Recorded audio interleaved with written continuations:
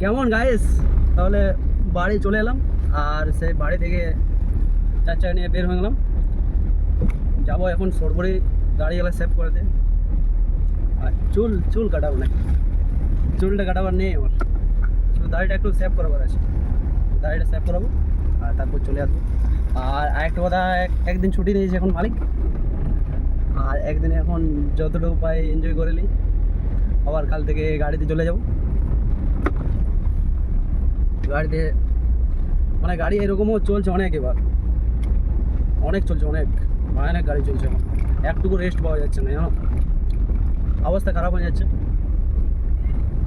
দাড়ি সেভ করার পর কেমন লাগে দেখতে দেবো নিউ কাটিং।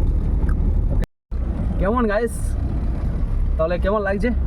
দাড়ি সেভ করে নিয়েছি, দাড়িটা একটু কেটে নিলাম, হালকা ছোটো করে নিলাম।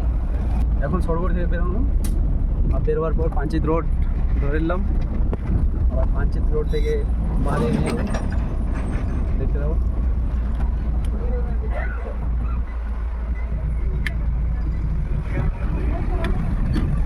এই রাস্তাটা চলে যাচ্ছে আমাদের গ্রামের দিকে, আর ওই সিধা রাস্তাটা চলে যাচ্ছিলো তোমার পাঞ্চিত। তাহলে চলো কমেন্টে জানাও কেমন কি লাগছে কি নাই। আর আবার নেক্সট ব্লগে তোমাদের সাথে দেখা হবে যেদিন আবার ডিউটি যাবো সেদিন। ওকে, বাই।